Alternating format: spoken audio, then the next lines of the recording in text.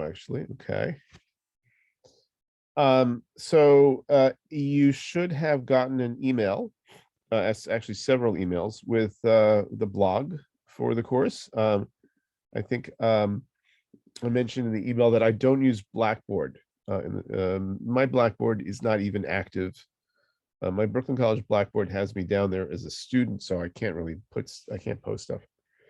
And I never Blackboard. Um, I've always relied on the blog and on communications through your Brooklyn College email. So obviously, I can see that pretty much everybody got the blog and got the Zoom link, so we're good. I'm um, hoping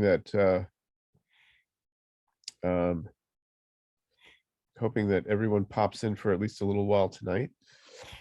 Um, so this course is really a descendant of the traditional Classics 1 course, the sort of the great books of the Western tradition, if you will.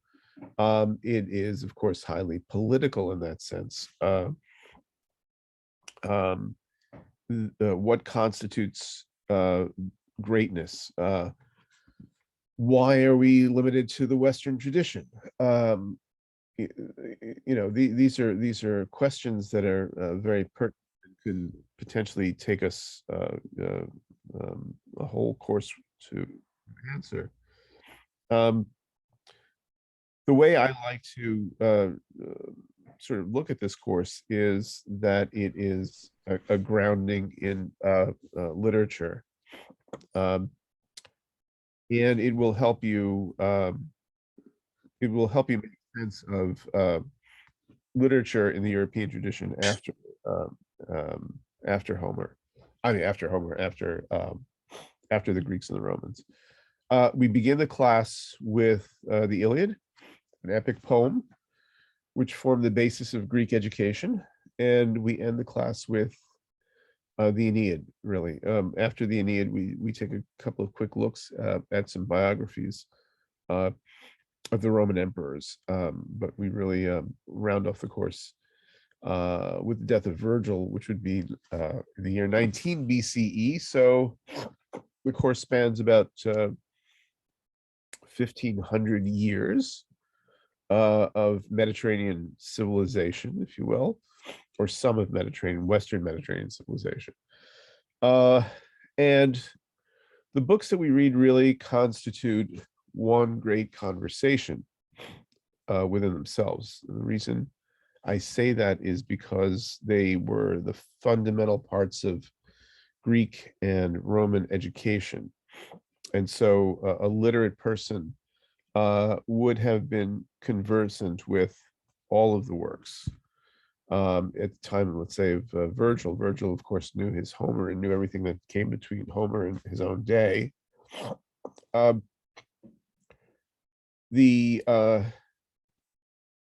One of the main themes that we have is the spread of Hellenism, the spread of the Greek language and Greek culture, both eastward and westward. Eastward up to the Indus River, essentially, up to Afghanistan and India, with the Alexander the Great and his successors, and westward, really not so much from the Greeks themselves, but the fact that the Romans actually conquered the Greeks most decidedly in 146 BCE, and after that really adopted Greek literature and culture as their own. They kind of it was almost like a cargo cult. I mean, they felt that their own mythological stories and their own traditions were somehow lacking, were not as sophisticated as the Greeks, and so Greek education became Roman education, and Latin and Greek began to travel together as the two learned languages of Western Europe. The impact on the culture of other countries, of course, is very Eurocentric. But for our purposes, the interesting thing is that Greek and Roman education had a huge impact on American culture, because the people who wrote the founding documents of of American life, under which we still basically live, um, most substantially the Constitution, were versed in Greek and Latin classics, especially the political works like Cicero, Seneca, um, Julius Caesar. And so when you look at the education of people like John Adams and Thomas Jefferson and James Madison, you see that they were all very familiar with these texts. George Washington probably knew them mostly at secondhand because he did not have the advantages of a formal education. But after that founding generation, if you will, um, the classics continued to be sort of the cornerstone of American education all the way down till the 20th century. It was really at the beginning of the 20th century with pragmatism, American pragmatism, associated with people like John Dewey, where the knowledge of the classics lost their supremacy. I mean, up to about 1900, in order to get into one of the colleges in this country, especially one of the more elite colleges, you really needed to be able to read Latin and Greek and at a considerably strong level. And you'd be asked to sort of be able to discuss these authors. So that's the class. So as I said, I've sort of taught this class probably 20 times over the years. And each time I try to look at the text from a slightly different angle. To some extent, that's to sort of keep it fresh for me so that I have things to say that aren't dreadfully boring for you guys. And part of it is to sort of try to grapple with the text and try to find what the most sort of the most compelling readings might be.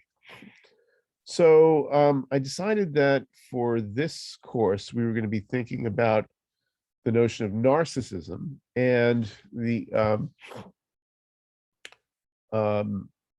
see if we can sort of trace the evolution of narcissism in Greek and Roman literature. By narcissism, I mean a character's obsession with self. The reason that it's interesting is because, of course, the story of Narcissus you probably have encountered in reading. A story of it's told by Ovid. We'll read it later in the course, about a young boy who is beloved, who all the girls and boys that he travels with fall in love with, but he kind of shuns everybody. He feels himself superior to everyone, until one day he comes to a pool of water and he sees his own reflection and he falls in love with his own reflection, to the extent that he can no longer pull himself away. And he's deluded. He sees in his reflection a being that seems to be responding to him, that seems to be expressing emotion the way he does. He's seeing nothing more than his own reflection in the water. And there are two versions of the story that have most commonly come down. One version is he falls into the water and he drowns, which is it's almost comical. The other version is that he just stares for so long. This is Ovid's telling. He stares for so long that he actually dies of starvation. He's so much infatuated with himself and so much taken with himself. If you have encountered, if you're any of your sociology majors, if you've encountered the work of Christopher Lasch, The Culture of Narcissism, here's the title. Lasch has an interesting view of narcissism and its role in American culture. And he opposes the idea of the sort of the self-centered, superficial narcissist with another Greek mythological image, which is Prometheus. Prometheus is the benefactor of mankind, the rescuer of mankind, the being the god in Greek mythology who opposes Zeus because Zeus wants to destroy man as being imperfect. And Prometheus gives humankind the gift of fire, and tries to teach them ways to sort of take care of themselves in adversity. Uh, we're going to begin with the Iliad, and we're going to look at the characters in the Iliad and see how this theme of narcissism starts to develop, if we can call it narcissism, or if there's some sort of like some grains or threads of it that start to percolate in people like Achilles and Agamemnon, Odysseus. And we will try to follow that thread as best we can all the way through until we get to Virgil, until we get to Aeneas and the founding of Rome. So nuts and bolts. I should talk about nuts and bolts. I should also apologize for the fact that I have horrible allergies, and my sinuses have been awful, but um, can't do anything about it. I've taken everything under the sun for them, but there's just too much pollen in the air. So nuts and bolts. The reading list is on the blog, and I believe I've also emailed it to you as a PDF. Try to read what you can. I understand. In a course like this, we only have a limited amount of time, and so I'm not expecting that you'd be reading as much as if you were taking the course over a 15-week semester. How do we communicate with each other? Well, we email back and forth. You put things and thoughts into the chat. I will ask you some questions occasionally, and I'll use breakout rooms, and we can sort of have discussions that way, sort of class discussions or ersatz, substitute class discussions, if you will. And most importantly, you'll write short reaction pieces, essays for me. Now, I've sent you an email. Demi asks, how will we submit our work? You'll email it to me at my Brooklyn College email, and also at my day job email, which is this, agenie@polyprep.org. Just as a sort of a security blanket, if you can email both to Anthony Genie at Brooklyn College, and then also agenie@polyprep. This way, I'll be sure to look, earlier in the day, whether I look at one or the other. So I've given you 12 essay prompts and 12 sections, roughly in chronological order, in the order in which we're going to discuss the works. I won't always touch on them in discussion, but I'll touch on most of them.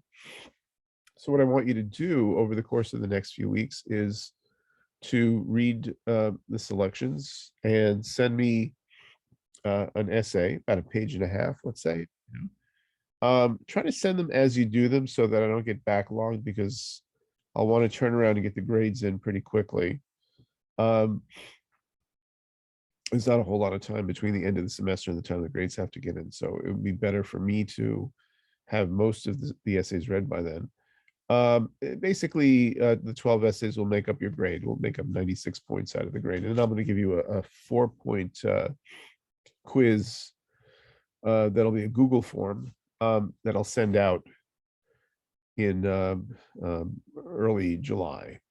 And that's not going to be, it's not going to be hard. It's going to be another sort of soliciting your opinion, soliciting your reaction to certain things that we've read. It's not going to be a gotcha kind of thing. We've all been through 2 years of COVID. Hopefully, we're getting to the point where we're past the worst of it, but it has certainly taken a toll on the way we do things in school. A couple of questions have come up. The notes I mentioned in the blog, I would, it would be great to get some feedback every day from you guys. If you could just sort of throw out an email about what in class you found particularly interesting, or questions that you have. But I'll just make it doing all of this, and we'll worry about the essays. Hang on a second. I'm gonna let someone else's phone is in. So we'll do the 12 essays. So you don't have to do them every day, obviously. Just do them as we do the readings, and I'm not going to say, oh, this essay is due on X day, whatever, but about halfway through the course, you should be done with 6 of them, and then you don't want to have them pile up at the end. And you also have mercy on me, because I don't want to be reading 35 times 12 essays is 400 or so essays with one day to submit the grades. I'm not going to really, and I won't be able to give you feedback. If you submit essays to me, I will try to give you a little bit, at least a little bit of feedback. The essays are not research projects, right? I don't expect you um, to be doing anything more than just using what's in front of you and maybe Googling around a little bit. There's no need to do any kind of lengthy research. Um, you could put them in the body of an email, or you could put them in on a Google Doc or something, and send it to me. I'd like, at some point though, I'd like you to uh,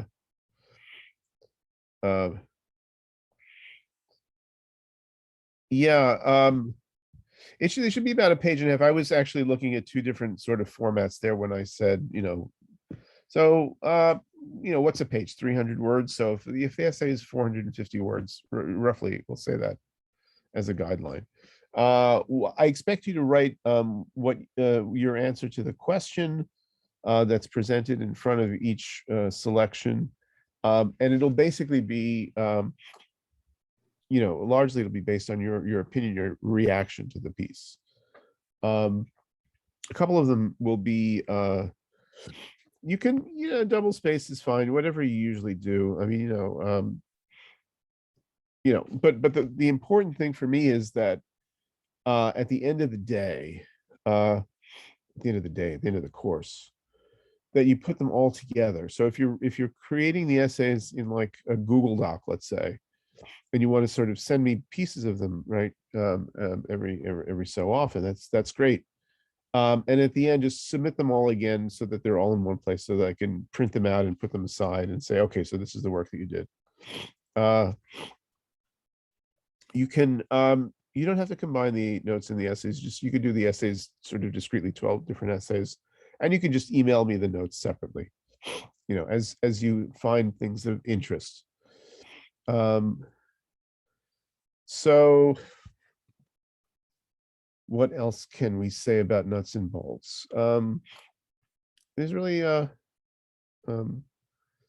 yeah, send the notes as you write them, and then the essays try to send them in also as you write them, maybe in batches of 3 or 4, 1 or 2, whatever suits you really.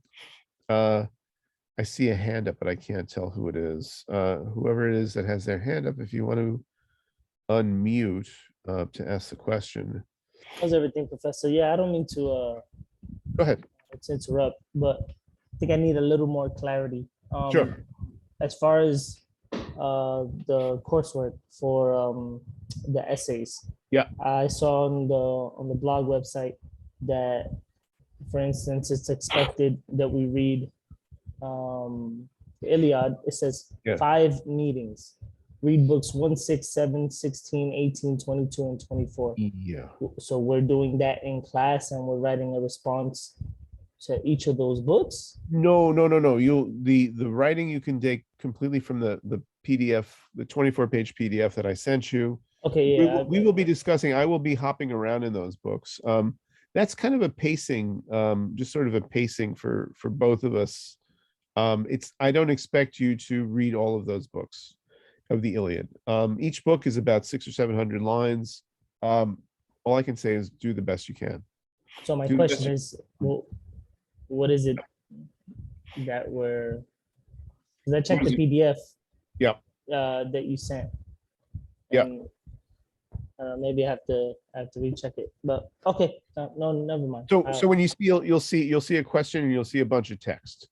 And the whole idea is, so read that text and apply that question to it, and see if you can turn out a page and a half's worth of essay. No problem. A lot of it's going to be opinion. Do you want it to be centered around the main topic, narcissism? We can, if the prompt leads you in that direction, yes, but we don't have to apply narcissism. I'll try to it would be too much for me to ask of you to sort of discover, all of the threads of narcissism. I hope to do that in the discussion along with you. What I really want for you to get out of it is to feel a connection with the texts, so that even after these 5.5 weeks are over, you'll have the impulse to occasionally go back to it with some familiarity, with some sort of desire to look into it a little further. Okay. Sounds good. So Thank you. hopefully that, yeah. Okay. Professor, can I ask you a question? Yes. So just to make sure we have 12 prompts and we Yep. have to answer them. Yep. From reading the texts, right? From reading the texts that are right attached to the prompts, those specific texts that are attached to the prompts. The readings that are, in general, right, on the blog are the readings that I'm going to be talking about in class. You'll certainly maybe want to dip into them occasionally, while you're answering the prompts, because like you'll say, oh, he's asking us to comment on this section here, but we also talked about something in class that would help my essay, that kind of thing. So, and how soon can we email you like the essays? Well, you could email them to me as you do them. I mean, but I will say this, that they probably, you won't be able to do as strong a job if you try to do them all right up front, because you won't see the evolution of the tradition. You won't be able to make a connection between, the books as we go along. So, I would say, gradually, but certainly, so Michael is asking, is there a rubric in the sense of an essay rubric for grading? No, the grading is fairly flexible. I sort of hold myself to maybe 2, maybe 3 writings a week. Yeah, I hold myself to sort of be less objective by erring on the side of, you've answered the question. If you've really, if you've answered the sort of the core of things. Trust me, as we go along, you'll get this, you'll see that it's not a stressful thing. Here's, go ahead. So you're saying, so like we can send 3 essays a week and then with the notes all in one email, and then in the end of the course, do you want us to like combine all the notes we wrote and send that also, or just combine the essays? Just combine the essays is fine. Just combine the essays. Yeah, the notes are really not going to be graded in any kind of sort of rigorous way. The points are really going to come from the essays. You've got 12 essays, they're worth 8 points each. I hope we will get to look at things from a philosophical perspective. Certainly, I welcome if you have an interest in ancient philosophy and you want to add that into your essays. The notes are, well, okay, so the notes, let's say, are not like super mandatory in the sense that they're not going to really figure into your grades. But I would like to have some feedback from you as we go along. So don't stress out about like, oh, I've got to send like, X amount of notes. Just whatever occurs to you, like, oh wow, it was really cool that we talked about such and such in class, because I've experienced this in my own life, or I've read about this in another book, or I come from a tradition where this is also discussed, something like that. Just 2-3 sentences will do, right? It's just sort of to get me to realize that you're sort of on top of things. But I know that, living in the age that we do, you want to contract with your teacher, and the contract that I'm giving you is that you're getting 100 points comprised of 12 essays that are worth 8 points each, and a 4-point quiz. So that's our contract, if you will. The notes are more, think of the notes as a gift to me, right? COVID, as I was saying before, has kind of revamped a lot of the way we go about things. It's for those of us who teach, and I'm sure a lot of you are probably thinking along the lines of starting a profession as a teacher. And I teach both on the college level and on the high school and middle school level. it the need to have raw information sort of accessible in your brain has become less of a demand all around, especially because you have your cell phone all the time and you can look things up. Your connection with physical books has probably changed over the last couple of years. Certainly it's changed all during the time that you process information through the phone, but you're probably just absorbing much more off of screens, and I understand that. So I've done everything. I've used open source translations. No need to buy anything, right? And I imagine that as the weeks go by, you'll have bookmarked the blogs and you'll be able to just pull them up on your phone. And if you've got a few minutes, you could just pop into the text that'll be discussed that night and sort of sift through it and what have you. You could just someone's asking about the structure of the essays. You can just you don't have to structure in any kind of sort of high school. You could just do even one long paragraph is fine. So in the past when I've taught this, I've been very sort of fact heavy. I did a lot of multiple choice kinds of questions, and it seemed to me that this is not what I really wanted to have people take away from the class. If you miss a class, I will be recording these so I can post them on the blog. Like the day after, I could just give you the link when Zoom processes the thing, and I'll put the link up on the blog. Or I'll try to as much as I can.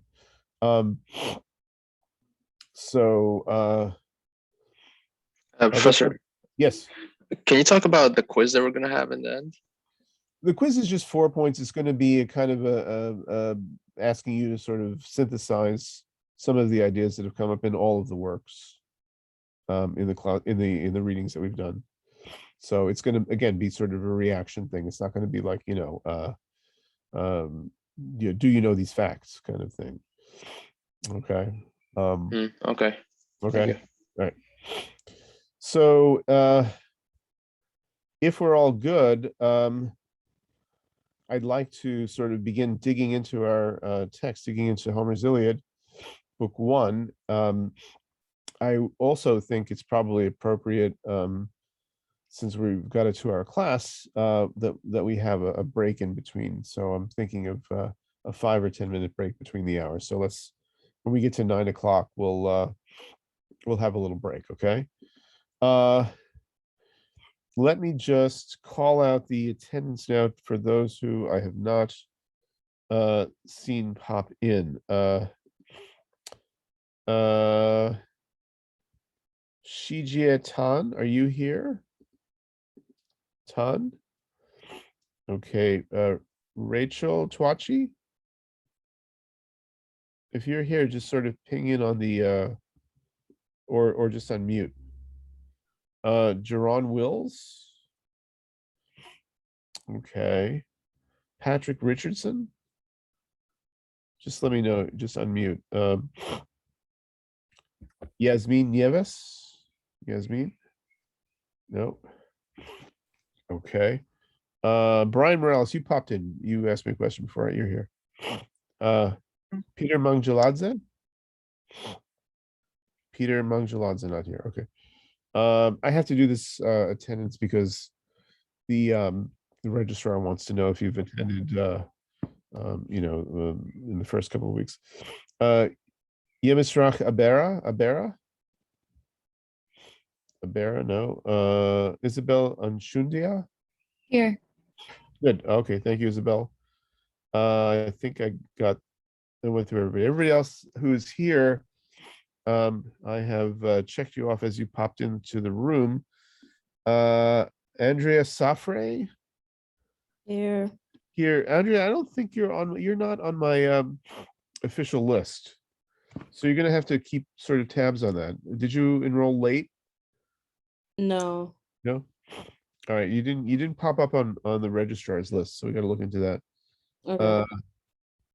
And okay, and Maria Shasak. It's Shafak. And Professor, I Shafak, registered okay. for I'm sorry. I ahead. registered for your class today. That's Aha. on the Okay. roster. Did you get a green light when you registered? Did they let you in? Yes. Okay, so then my thing we should update then tomorrow. Okay. So Maria, well, I'll look for your name when I print out the thing tomorrow. And Andrea, you're gonna have to keep checking in and make sure that you're officially in the class. Otherwise, time will slip by and I won't be able to give you a grade. Okay. Okay. All right. Without further ado, then, what do we know about Homer? Very few of us really encounter Homer in our education in high school. You might read the Odyssey, you might read parts of the Odyssey in a very simplified form in middle school even, but no one hardly ever reads the Iliad. Sometimes when I teach the Iliad, I tell students that no one dared to make a movie out of it. The Odyssey has been done a couple of times as a movie. The Iliad the only time that someone put effort and money into making it was the Brad Pitt version, which they call Troy, which is just an absolute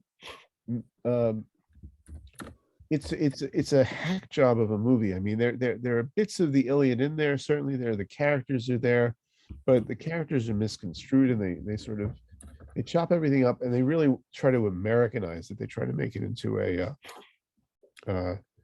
they try to make it into something for the American palate.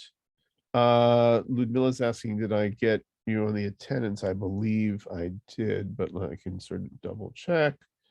You don't have to worry. If I didn't call you, it's because I saw you pop in. Yes, Ludmilla, I got you. Okay, so I say we don't know a whole lot about Homer, and if you thought, okay, well, I'll just I'll look it up on Wikipedia. That's what we always do when we find something mysterious and we want to learn more about it. We go to Wikipedia, and you'd find something kind of like this. Let me just pop up the Wikipedia page. I've got to go back to my control screen, so I've closed up things that I shouldn't have closed up. My little navigation screen here. I'm gonna share. Give me 1 second here. Here we go. Okay, hopefully everybody can see that now. This is just your good old Wikipedia page on the Iliad. Of course, Wikipedia has everything. It's believe me, it's a rough neighborhood, Wikipedia. I have created 2 articles in Wikipedia, and just watching the way people tear them apart. Generally, if you're interested in an area that other people are vaguely interested in, someone's going to read your stuff and they're going to edit it, and they're going to sort of challenge whether or not what you've put up is important. So when you go to Wikipedia and you read the Iliad, there are probably thousands of people who are looking with a very critical eye, thinking, okay, well, this is important. This should have been left out. The Iliad, or Ilias, Song of Ilium, or Troy, right? Which we know is a historical city, or at least we know that there's a historical city in the place where it's supposed to be. If you're familiar with the geography of Turkey, in the western part of Turkey, on the north coast of the Aegean, there's a town called Çanakkale. It's not too far from Ephesus, not too far from the Dardanelles, and in Çanakkale we have the remains of a city which were first excavated rather sloppily by Heinrich Schliemann in the 1800s, and the city suffered some kind of a terrible destruction around the year 1200 BCE, which is consistent with what we think of the date of the poem. So there's reason to believe that there is some historical grounding. that this poem, the Iliad, reflects a war that actually happened. But other than that, really, we can't say much. What we can say is that the text of the Iliad that we have had pretty much in the same form for 2,500 years. Now, the reason I say that is that we have physical evidence of texts, fragments, if you will, and quotations in other authors that go back to the period 500 BCE. And then we have vases, which in a pictorial way tell the story of some of the episodes in the Iliad. And those vases can go back even further to maybe 600 BCE. The song, the Iliad poem, was probably sung from memory and was probably therefore altered from one person to another. And if there was a Homer, whatever Homer sang as his Iliad probably got changed considerably until writing came around and people could write things down and sort of make sure that they could refer to something, tangible. The Greek script had two incarnations. During the time of Homer, during the time of the warriors in the Iliad, right, 1200 BCE, the Mycenaean civilization was flourishing in Greek lands, and they were writing in a script called Linear B. Linear B was deciphered partially in the 20th century by Michael Ventris, and with a great deal of help from a professor at Brooklyn College by the name of Alice Kober. These were all tablets, clay tablets that had impressions on them, very much like Sumerian tablets. But the language it seems to be Greek. Then there was some sort of a catastrophe after 1200 where a sort of a dark ages begins in Greece, and you don't see writing again pop up until around 800 BCE, when the Greeks start writing in an alphabet which is basically a Phoenician borrowed alphabet, right? It's basically a Semitic alphabet. The Greeks altered some of the vowel sounds and added some vowel sounds and altered some of the consonants to better reflect their own language. But we only see this beginning at around, some people say 950 BCE, some people say later. So if Troy fell in the way that Homer describes it, somewhere around 1200 BCE, they didn't write the poem down for 300 years after that.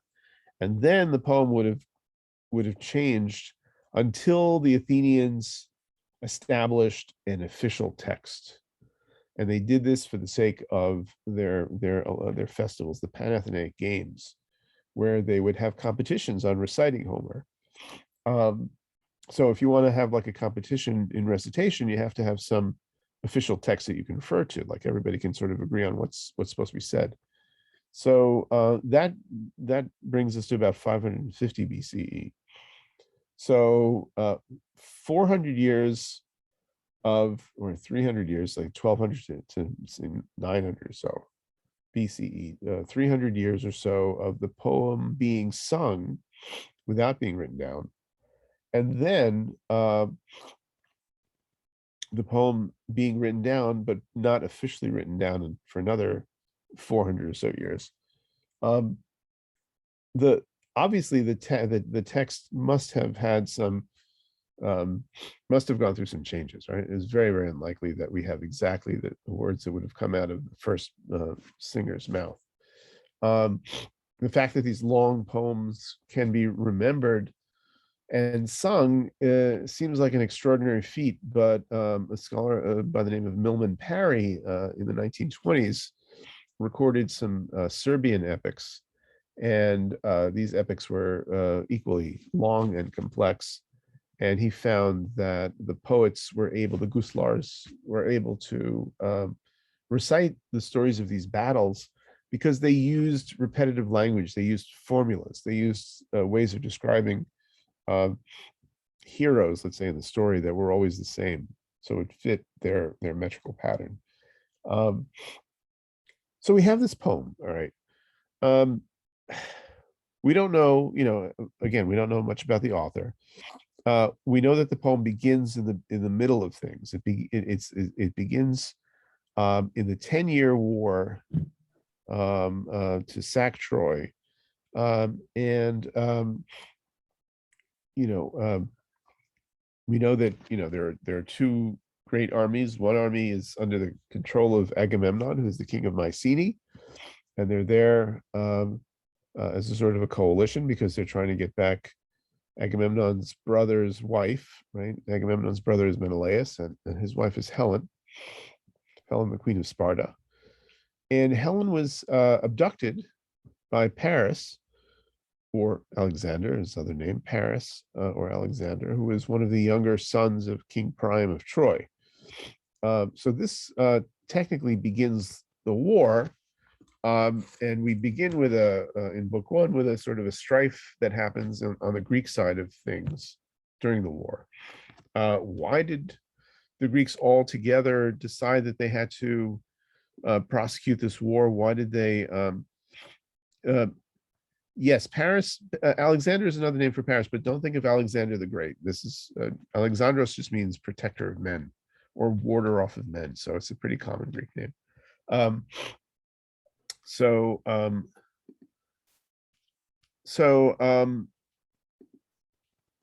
The strife that hang on a second, I got to go back here to. I messed up my control panel. So hang on, just give me a second here. Stop the share for a second and go back to sharing. All right. Let's see. Okay, so we're looking at the Iliad now. Most of what I'm asking you to read actually comes from the site Poetry and Translation. A number of works are going to be here, linked here. The translator has done this really great service for all of us. His name is Tony Klein. A.S. Klein is an Englishman. So it begins with a quarrel. And the quarrel is the quarrel between Achilles and Agamemnon. The poet begins, "Goddess, sing me the anger of Achilles, Peleus' son, that fatal anger that brought countless sorrows on the Greeks and sent many valiant souls of warriors down to Hades, leaving their bodies as spoil for dogs and carrion birds, like the birds of, like vultures, that eat dead flesh. For thus the will of Zeus was brought to fulfillment. Sing of it from the moment when Agamemnon, Atreus' son, that king of men, parted in wrath from noble Achilles." So we begin with a strife between two great Greek leaders, Agamemnon, who's the king of the whole army, and Achilles is the greatest warrior, son of a goddess, son of Thetis, right? So the war, of course, has to sort of come to a pause here because the army can't cooperate. But the poet tells you right away that he's not telling you the story, or he or she is not telling you the story in their own voice, but they're asking the goddess, they're asking the muse to sing the tale. So it brings to mind that the poets in the Homeric tradition felt that they were sort of enthused.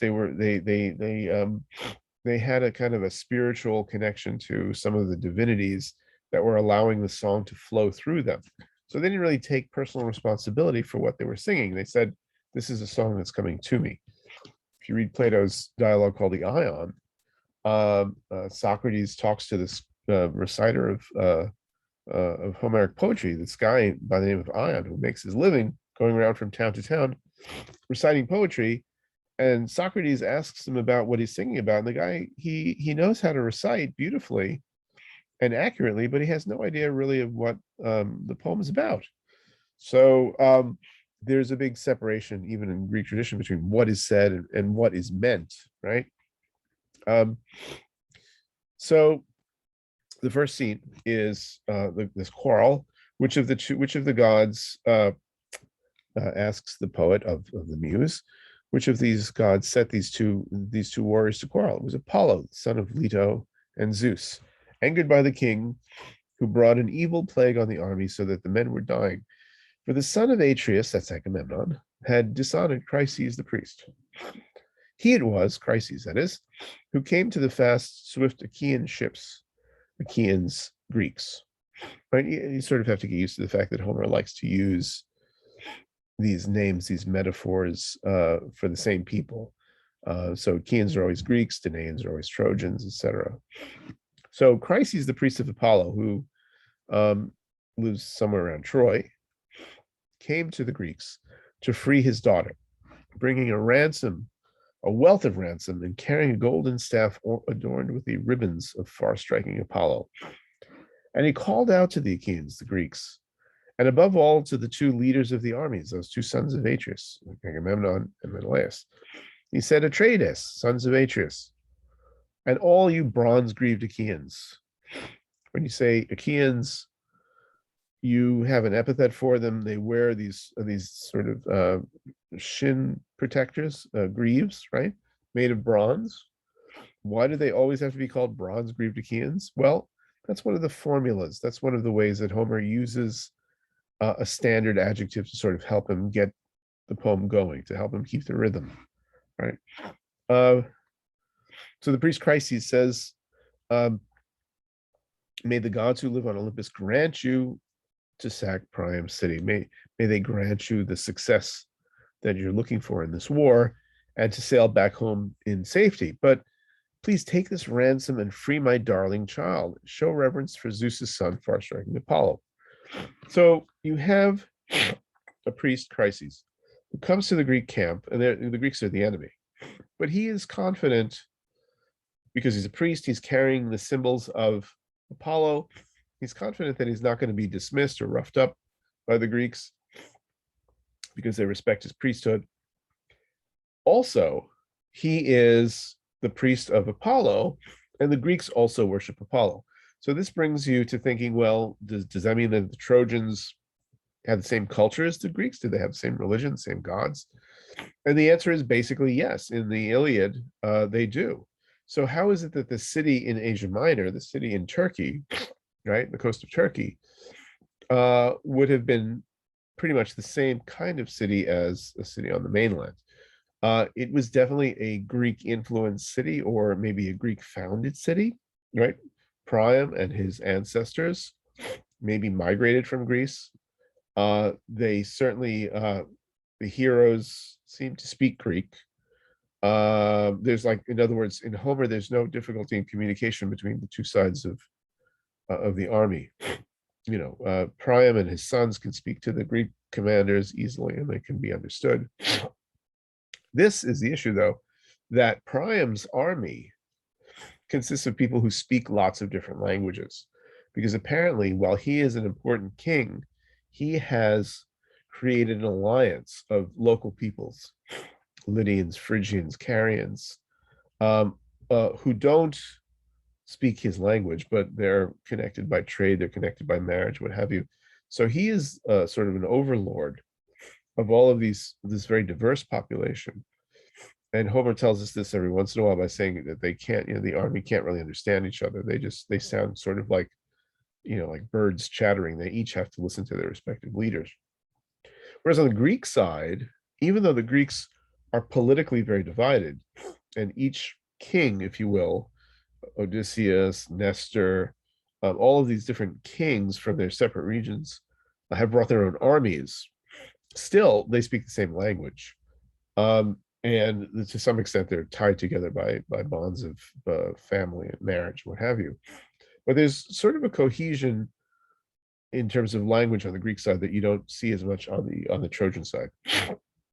Still, Apollo's priest is very recognizable, and so he comes and he says, "Look, you've destroyed my city. You've captured my daughter," and this is the sort of routine for ancient warfare, right? You sack a city, for the most part, you render the people into servitude. You might kill the men. You take the women as you enslave the women and the children, and you sometimes sell them to help persecute the war, to raise money for the war. Sometimes you keep them as enslaved people that you bring home back to Greece with you.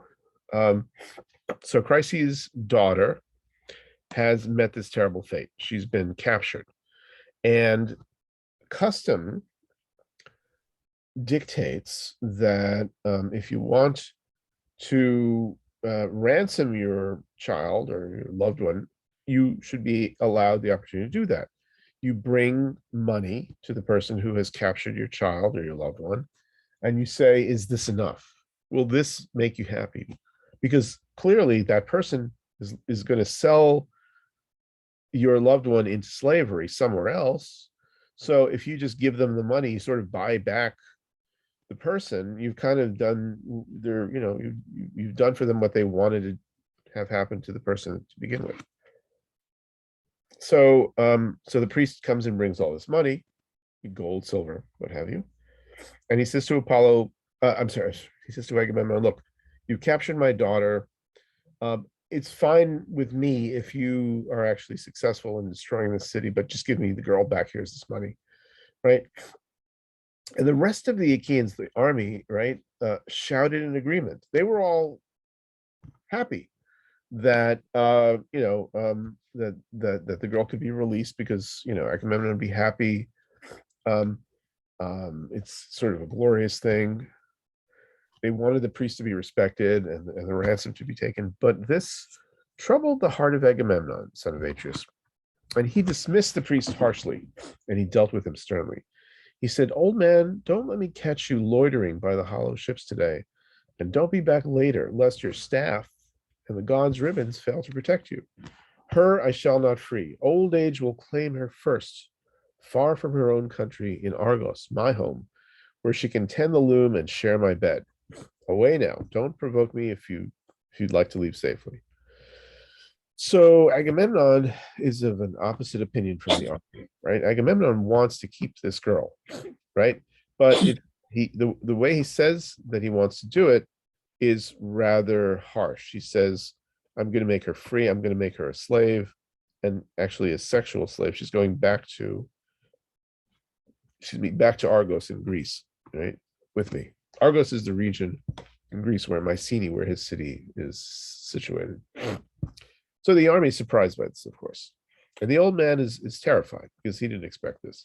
So the priest leaves and he goes down to the sea and he says to Apollo, oh, Apollo, if I've ever been a good priest to you, he says, hear me, silver bow, protector of Chrysae and holy Killa, high lord of Tenedos. If ever I built a shrine that pleased you, if ever I burned the fat thighs of a bull, or if ever I've offered burnt sacrifice to you, please grant my wishes and bring plague upon the Greeks. With your arrows, make the Greeks pay for my tears, right? And so Apollo, who is a god not only of music and of culture, but is also the god of medicine and the opposite side of medicine, which is a disease, right? Chryses says, since I've been dishonored, since they're not letting me ransom my daughter back, send a plague on the Greek army, right? And the way he addresses Apollo is very tactful, right? He says to Apollo, you are the protector of these places, but in fact, Apollo has not been a very effective protector of these places because the Greeks have destroyed them, right? He doesn't have a city anymore. His city was sacked. His people are gone. His daughter is now a slave. So, but he doesn't insult Apollo in this way. So he prayed to Apollo, and Apollo hears him, and Apollo comes down. You see, occasionally in the Iliad, you see a god or a goddess sort of appearing in their own right, and he starts shooting arrows at the Greek army, and first he shoots the animals, and they start to get sick, and then he shoots the soldiers, and all of a sudden you have this plague, and you have these funeral pyres burning. That's how they dealt with their dead. They burned them. They cremated them. So you have all these funeral pyres burning, and the Greeks are at a loss, right? How did this happen? It's not bad enough that we have 10 years of war and we can't make any progress here, but now we have this plague, right? So so that is a good place to pause, I think. I'm going to pause the tape, and we can come back in like maybe 10 minutes. All right, let's call it a 10-minute break. All right, I'm going to pause this if I can. I keep losing my control bar here, but all right, we'll come back to this. So let me I'm just going to turn off the mic in the video, and we'll come back in 10 minutes.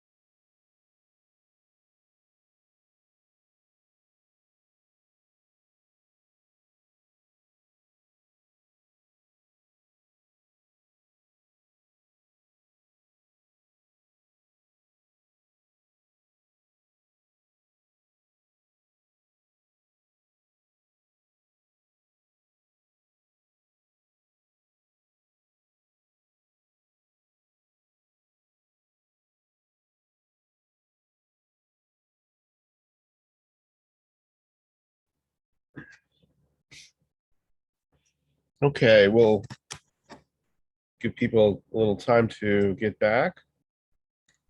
What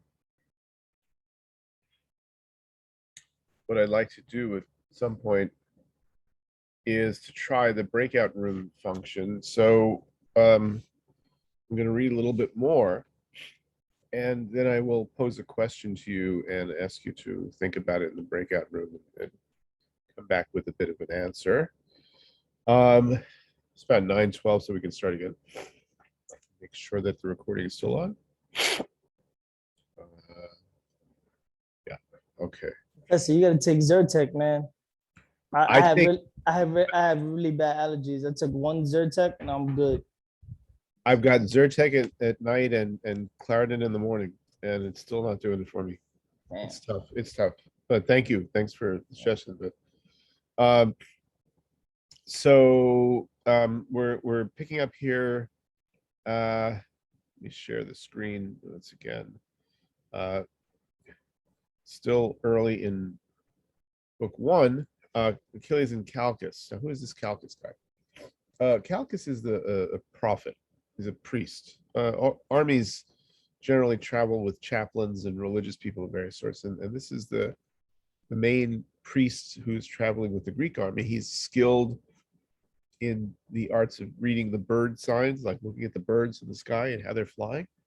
And he also reads entrails. In other words, when they sacrifice a victim, he looks at the liver and he looks at the organs, and he tells you if there's some kind of bad omen or if things will work out in your favor.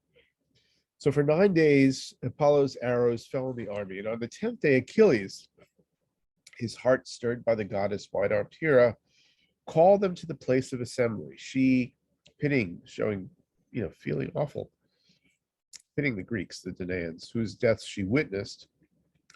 And when they'd assembled and the gathering was complete, swift-footed Achilles rose and spoke. And he said, son of Atreus, he's talking to Agamemnon here, if war and plague alike are fated to defeat us Greeks, I think that we shall be driven to head for home. That is, if we can escape death.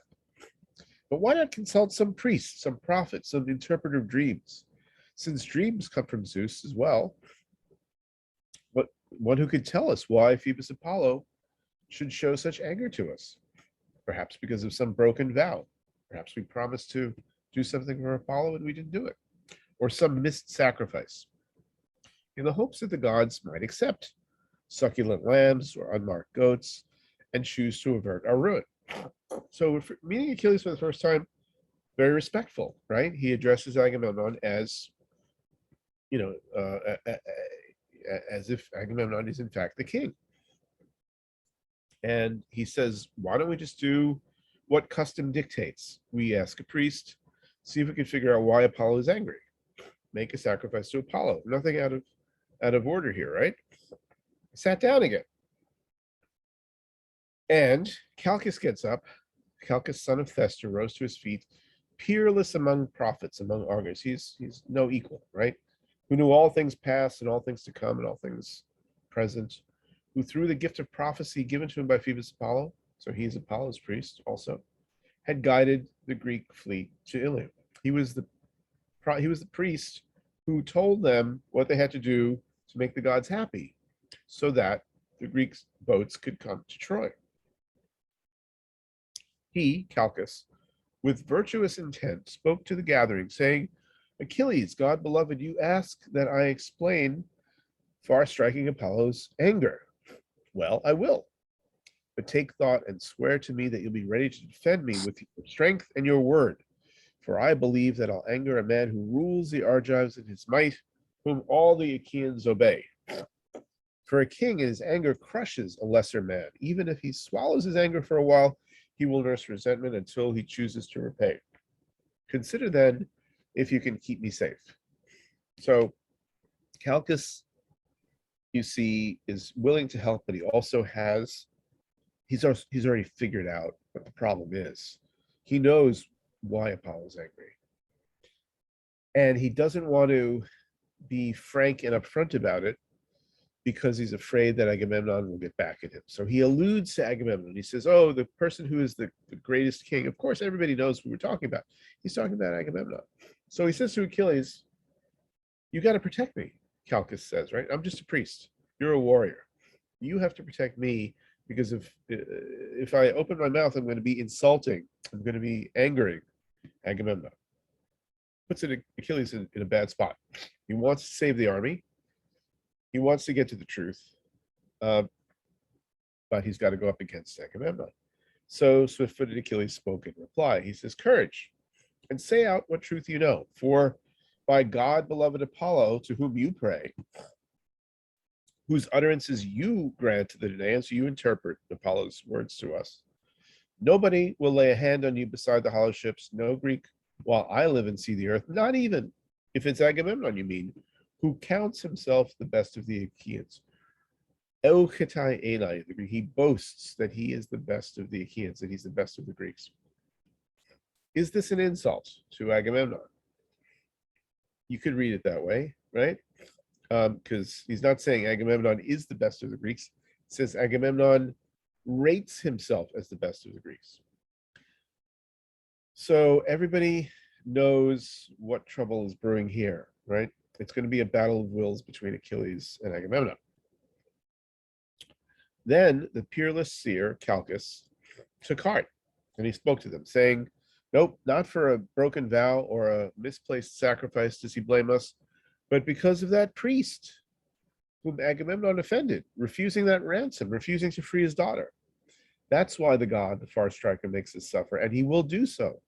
And he will not rid us of this loathsome plague until we return the girl to her father without his recompense or ransom, and send on top of that an offering to Chryse, to the place that used to be a city where Chryses was a priest, that we might persuade him to relent," right? So now Calchas says, Agamemnon is forced to give back the girl, but now he doesn't even get to take the money. He doesn't get to take the money that her father was going to give him, right? Because he's been so reckless towards the gods. Apollo's going to make him pay double. Give up the girl, don't give the money, and as a penalty on top of that, you're going to have to give an offering. You're going to have to make an offering of animals, right? And so this is where the argument begins, because Agamemnon is now, he's not only just giving up his prize, but he has to pay a penalty. So when he finished speaking, Calchas sat down, and Agamemnon, the warrior, royal son of Atreus, leapt up in anger. His mind was filled with blind rage, and his eyes blazed like fire. First, he rounded on Calchas. He sort of swept over and turned his face to Calchas with a threatening look. He said, "Baneful prophet, your utterance has never yet favored me. You only ever love to augur, to prophesy evil. You only tell tales of coming evil. Never a word of good is spoken or fulfilled. And now you prophesy to the Danaan assembly, claiming that the far striker troubles him because I refuse fine ransom for a girl, Chryse's daughter, and because I would rather take her home. Well, I prefer her to my wife, Clytemnestra, since she's no less than her in form or stature, in mind or skill. Yet even so, I'll give her up, if that seems best. I'd rather you guys were safe and free of plague. So ready a prize for me at once, for I'm not going to be the only one here with empty hands. That would be wrong. You see for yourselves, my prize goes elsewhere." Agamemnon says, "Okay, I want to bring this girl home and use her as a trophy wife," right? It's very crass, very sort of toxically masculine. That he refers to his wife at home and says, this woman is superior to her in appearance and all the other qualities that you might want to sum it up, right? Maybe he wants to get a laugh out of the soldiers. It's perfectly reasonable to imagine that, in this very male gathering, he wants to get a laugh out of them. Because he changes right away and he says, "I'll give her up, fine. Apollo wants me to give her up, I'll do it, but I'm not going to be the only one who's running in the red here, running in, everyone else has a prize. She was my prize. If I give her up, you've got to make it up to me." And then Achilles answers him, says, "Great son of Atreus, covetous as ever, right? You're always you're greedy, looking for money, looking for goods. How can the brave Greeks, how can the brave Achaeans grant a prize? What wealth there is in common now that we have shared our prize, our plunder from the cities that which cannot be reclaimed, right? We don't have anything left to divide because every time we capture a city, we divide it up. We divide the whole thing up. You get your piece, I get my piece, right? There's no storehouse. There's nothing left to divide up. So Achilles says, give up the girl as the god demands, and we Greeks, we Achaeans will compensate you 3 and 4 times over if Zeus ever lets us sack high-wall Troy. He basically says to Agamemnon, listen, take an IOU, right? Take a promissory note. We can't give you anything now, but whatever your share would be justifiably as king of kings, when we finally sack Troy, when we finally take the city, we're going to multiply that by 3 or 4 times if you like, right? And Agamemnon said, brave you may be, godlike Achilles, but don't try to trick me with your cleverness. You're not going to outwit me or cajole me. Do you think, since you demand that I return her, that I'm going to sit here without a prize while you, Achilles, keep your prize? Let the great-hearted Achaeans find a prize, one that's to my taste, so the exchange is equal. If not, then I, Agamemnon, I will come and take your prize, or seize and keep that of Ajax, another great warrior, right? Or maybe Odysseus. And whoever I come to, he will be angered, right? But we can ponder all that for later, right? For now, let's give the girl back. Let's launch a ship. Let's launch this black ship onto the shining sea, put the girl on it, put a crew on the ship, put the girl there, get the creatures ready for sacrifice, and you can choose whoever. One of our counselors can go as captain. Maybe Ajax, Idomeneus, noble Odysseus, or if you want to go yourself, Achilles, son of Peleus, you, the most redoubtable of men, right? The most inflexible of men. You can go if you want, and you can make sacrifice and appease Apollo, right? So Agamemnon says, or utters this threat, right? I'm going to get back my prize. I'm going to get back the value of my prize. I didn't get the money for the girl, but now that I have to go with the girl, I'm going to take money from one of you guys, or maybe I'll take your war bride. But I'm not going to say who it is that I'm going to go to. I'm not going to say how I'm going to do this violent redistribution of the wealth, because that's for later. Right now, we have to send the girl back, right? So this is exactly what Calchas was saying. The nature of a king in his anger is not to necessarily lash out immediately at people that he's angry with, but he'll just store it up. And later on, he'll just lash out as if it were fresh, right? He says, the job right now is to put this girl on the ship and get her back to her father and sacrifice to Apollo. And later on, we'll talk about whose prize I'm gonna take. So what I'd like to do now is do a little 5-minute breakout. And the question that I'm going to pose to you is, do you find that Agamemnon is a narcissistic person? Is he a engrossed person? Okay, so let me bring this down here and do a breakout room. First, I'll type in the chat the question: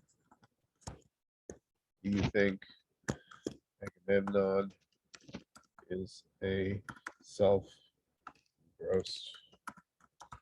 just selfish,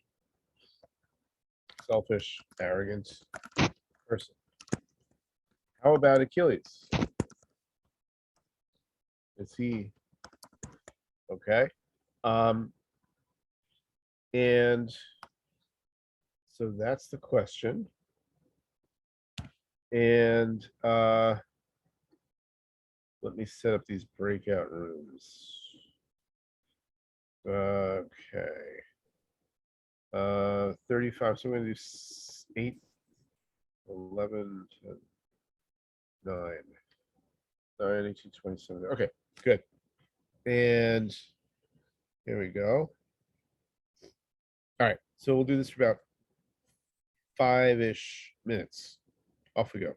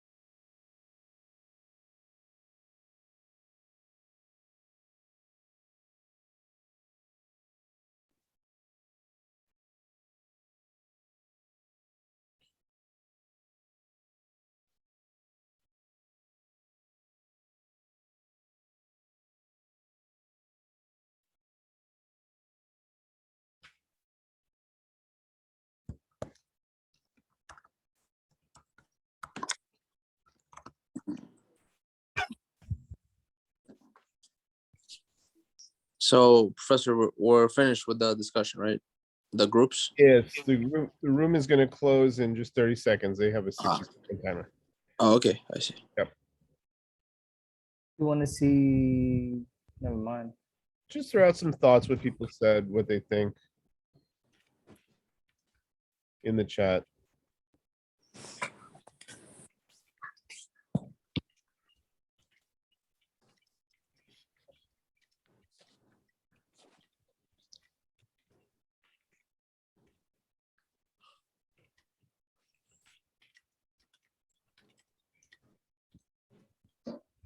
Okay. So we all should be back, and it's a good way of sort of getting to know one another a little bit. Agamemnon makes a fair point about losing his prize when no one else has, and as a king, no less. It's in his nature to be selfish. This is true. Maybe it's Homer's way of saying that this is part of the nature of kingship. He should have been selfish in the first place. Yeah, as a leader, right? What is he thinking of first? Is he thinking of the safety of his army? Is he thinking of his the accomplishment of his goal, right? So I think there's, he thinks he can outsmart Apollo. That's an interesting point. Maybe he thinks he can outsmart Apollo. Maybe he thinks that that Apollo shouldn't even enter into the discussion, right? But certainly he does feel like he's superior to the priests of Apollo. He's not showing any reverence to them. And yeah, it seems like, he is a selfish person. Now, the backstory. So here's a problem that we encounter with Homer, because again, the story is told in the context of a tradition. It's an oral tradition, and the Greeks know more about the backstory, and we don't know how much we are supposed to import into the story, right? So we don't know exactly the times that the story takes shape. But there is a very strong tradition about the beginning of the Trojan War that relates to Agamemnon, and it goes like this. When Agamemnon summoned all of the kings to send their fleets together and embark at Troy, he chose a place called Aulis in Euboea, which would be the natural sort of jumping off point for an expedition. It's a protected harbor. It can accommodate 1,000 ships with 50 men each. You have to imagine that's kind of the size of the army we're talking about, 50,000 men.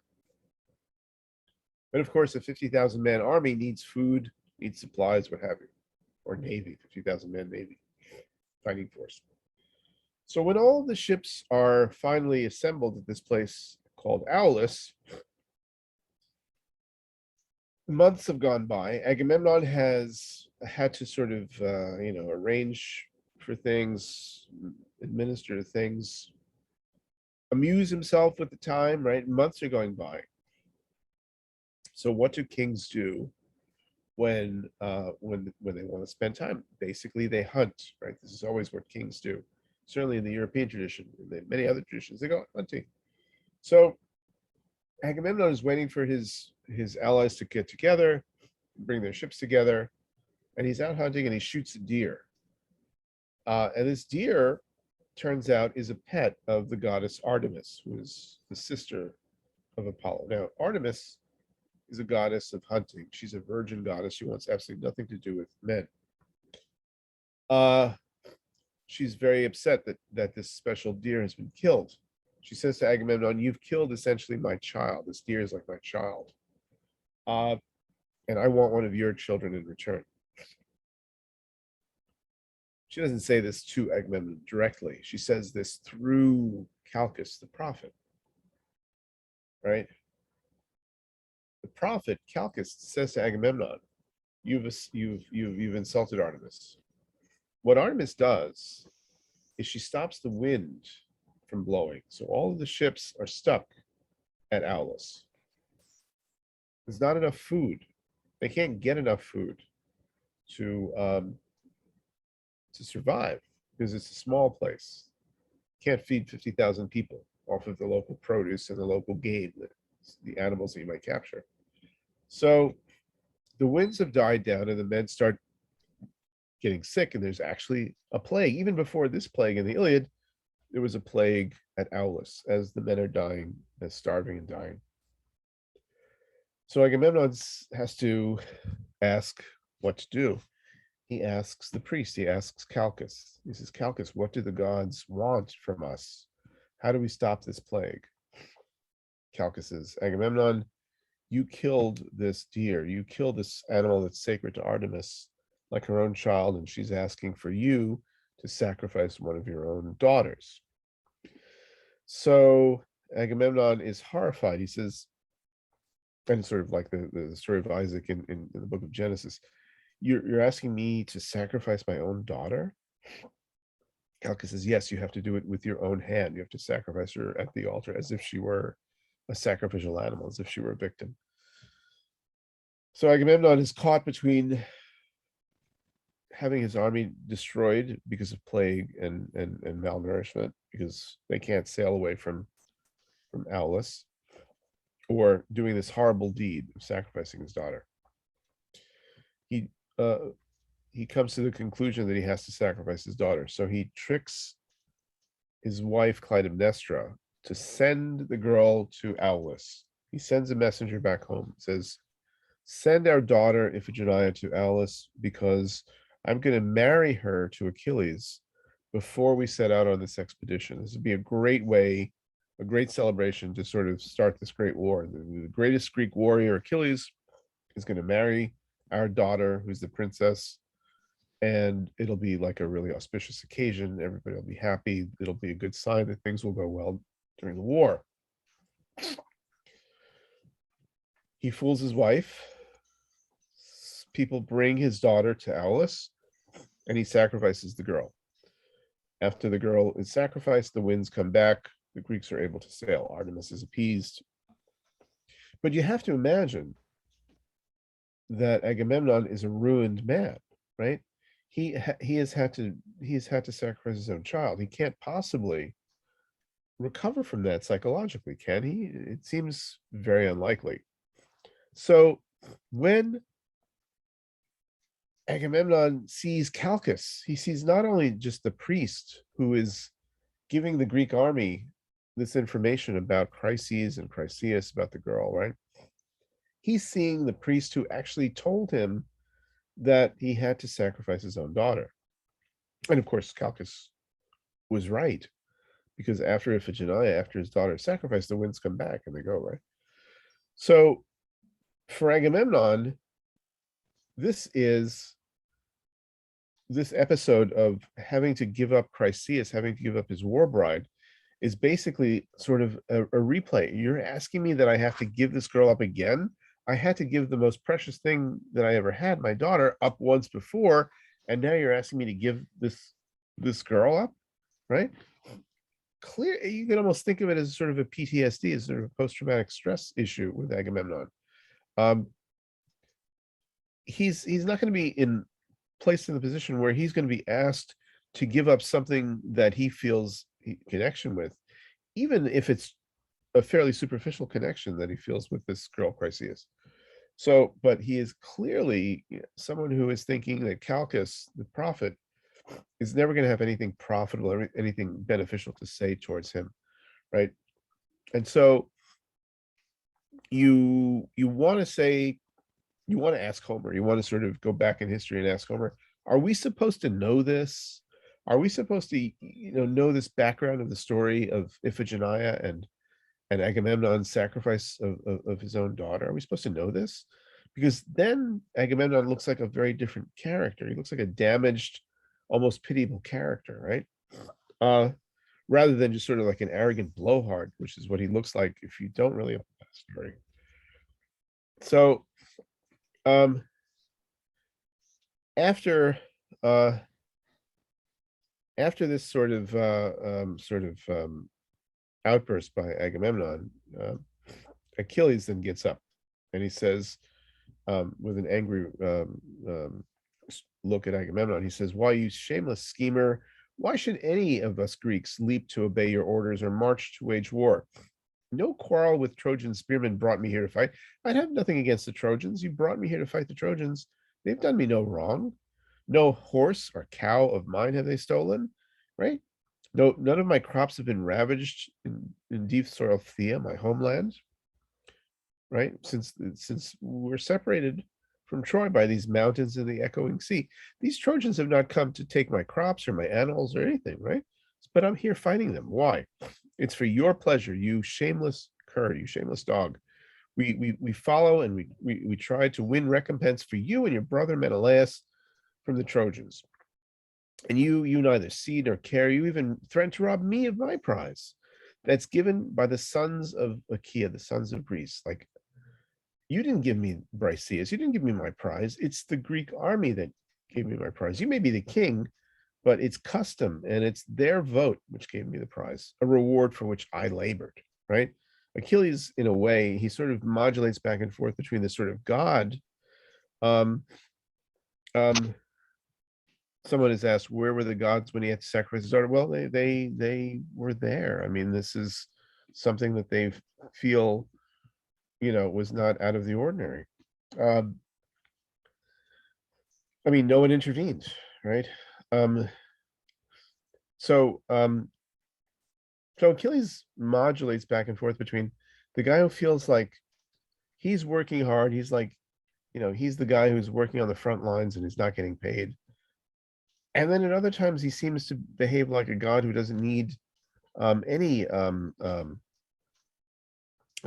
connection to mortals. He lives by his own rules, right? So he has this dual nature, which makes sense because his mother's a goddess and his father's immortal. And we'll go into the story of how his mother and father got together and what that means for him later on. But anyway, here we have the sort of the mano a mano, this confrontation between Agamemnon and Achilles. You don't know how far it's going to go. Achilles is complaining that he's working too hard and not getting paid enough, right? Whenever the Achaeans, the Greeks, sack some rich Trojan city, one of these little cities in the neighborhood, it's not I who win the prize. My hands bear the brunt of the fiercest fight. I do the work. But when the wealth is shared, yours is the greater, while I return weary with battle to the ships with some small fraction for my own, right? I have just a little bit, but boy, I'm going to hold on to it because I've earned it. So now I'm off for Thea. I'm going home. He says, I'm going home. It's better for me to lead my ships back home than stay here dishonored and pile up wealth for you, right? I'm not going to just keep working for you, right? Agamemnon says, well, if you want to go, be off. If your heart demands it, I'm not going to beg you to stay here on my account. Others who honor me are with me. Zeus, above all, Lord of counsel. Zeus is the greatest of the gods, and Zeus has given me my authority. Of all the god-beloved princes here, you, Achilles, are the most odious. You're the most hateful to me, since war, contention, and strife are always dear to you. Maybe you are the greatest warrior, but I think it was some god who granted you that. So go home now with your ships and lord it over your little people, the Myrmidons, right? I care nothing for you or your anger. And here's my threat.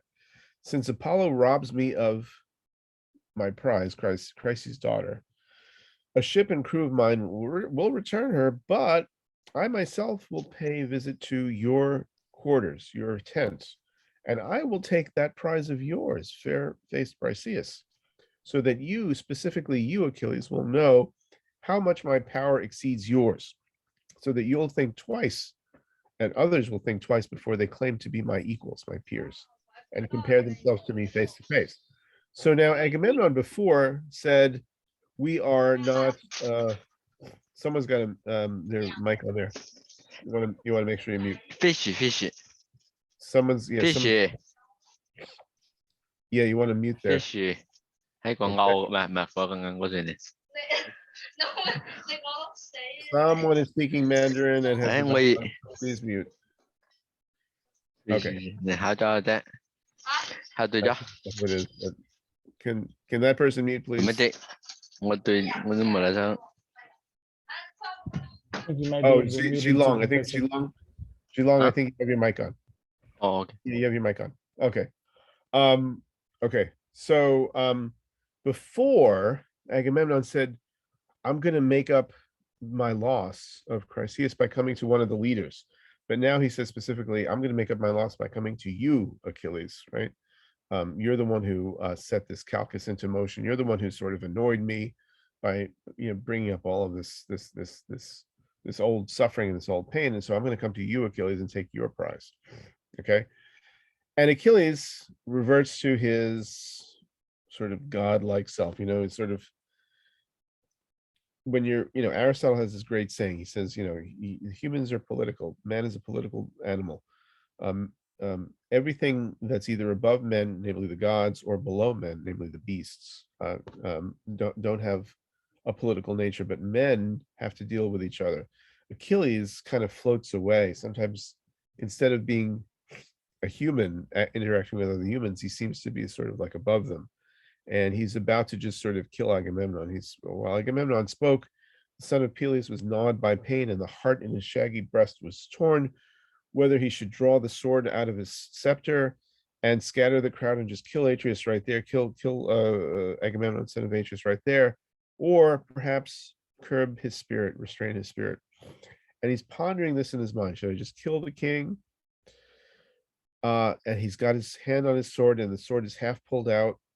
And then all of a sudden, Athena comes out of nowhere, right? And you wonder, which of the mortals can see the gods and goddesses as they appear. But Athena comes out of nowhere, and she says, I was sent by Hera, by another goddess, by Zeus's wife, right? Who loves and cares for both you and Agamemnon, and he doesn't want you to fight, right? So, so Athena is in this sort of interesting position, sort of behind Achilles and pulling his hair. He's got long hair, pulling his hair to sort of get his attention. And Achilles turns around and says, Athena, and he sees Athena and says, oh my God, it's Athena. He recognizes her right away. So, because her eyes were, like not like human eyes. And he said, what are you doing here? Right? Daughter of Zeus. Is it to witness Agamemnon's arrogance? Because I'll tell you that he's going to pay for it. And Athena said, no, I've come to quell your anger, settle you down, if you'll only listen, right? Because she doesn't seem to have the power over me. So great in his own persona that he might be able to kill Agamemnon, even if the gods don't want this. But she's persuading him. She says, I was sent by the gods for you to end the quarrel, put your sword back in its sheath, taunt him with words if you want. If you want to go ahead and just insult him, go right ahead.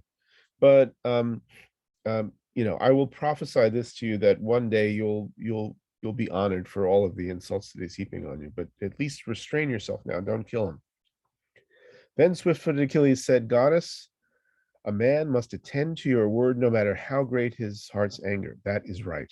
Whoever obeys the gods will gain their hearing. And as if he's always sort of flipping between personalities, Achilles is now back to human, and the human in him respects the gods, respects the importance of keeping nature in its order, right? You listen to the gods. So he checks his anger, and he decides, okay, I'm not going to kill him, but I'm going to give him a verbal lashing. I'm going to abuse him verbally. And this scene is the beginning of the Iliad. It's a war. There's a poem about war, but the war is not the war we expected originally. It's not the battle between Troy and Greece. It's the battle between two Greek soldiers. And it's a battle of will, and it's a battle of ego, right? So the question in terms of the theme of narcissism is, are we looking at narcissism on the part of Agamemnon? Are we looking at narcissism on the part of Achilles? Is it of a different kind? Is Achilles' narcissism more textured? In other words, he knows he's great. I mean, it hasn't really come out quite yet how big an opinion of himself he has. It's pretty clear that Agamemnon has a pretty big opinion of himself. For Achilles, at least he has this modulation that he says, it's right to obey the gods, it's right to take care of the army. When Agamemnon says those things, he almost says it sarcastically, like, I want to make sure that things are okay with the army, so I'm going to send back the girl, but let's not waste any time in making it up to me, right? Because I've given up my girl. I want the prize that would be of equal value to the girl. So it seems like you almost don't want to believe Agamemnon, whereas Achilles, even though he has these sort of multiple facets of his personality, he's God, he's human. Sometimes you'll even see he's more like a beast. So he kind of, but at least he doesn't seem to be able to lie. He doesn't seem to be able to lie. Whereas Agamemnon, being a king and being a political actor, is probably pretty good at lying, right? Okay, let's call it a wrap for tonight. If you can read the rest of book 1, that'd be great. And if you can venture forward, you might read the first part of book 2. I will see you tomorrow night. We'll continue. If you want to shoot me just a couple of sentences of what you found interesting in tonight's reading and discussion, that'd be great. Start working on, well, no, not start working on, start thinking about working on your essays, and you'll be good. Yes, Louis, you are on the attendance. Okay. So I will say good night and see you guys next time. Thank you, Professor. All right, thank you. See you tomorrow. Bye. Have a good night. Thank you, Professor. Good night. Thank you, Professor. Yes, thank you, Professor. Good Yep. night. Good night. See you. Thank you. Professor, just a question. Yes. The notes and the short essay has to be on one full PDF together. You could send them in PDF. You could put them in the body of an email. That's fine. But at the end of the class, if you could put all of the essays, not so much the notes. I mean, if it's too much trouble, just worry about the essays. Put all the essays together in one document and then send them to me at the end, just so that I can have them in one place. Because as I read them, if when you send them to me over the course of the weeks, I'll read them, but then it'll be really hard for me to glue them back all together. Okay, so you would like us to keep sending it and then at the end of the semester, put it in one doc? Yes, yes. Okay. Or if you want, you could keep, I don't know, how do you work? Do you work in Microsoft Word or Google Docs? What do you usually do? I work in Google Docs, but I'm Okay. happy to send it any way you'd prefer. You could, what you could do is you could, because I have Google Docs, so either you could start a Google Doc, and you could share it with me, or send me the link for sharing, or you could, every time you write an essay, you could reduce it to a PDF. You can download it as a PDF and send that, and then just add to the Google Doc, and then just keep, building it that way. And then at the end, you won't have to do anything. You just have it all together. All right, thank you so Okay. much. Okay. All right. Thank you. Have a good night. You too. You don't need, Ludmilla, no, you don't need to send after every class. You can send them at the end of the week is fine. That's a good sort of a pace.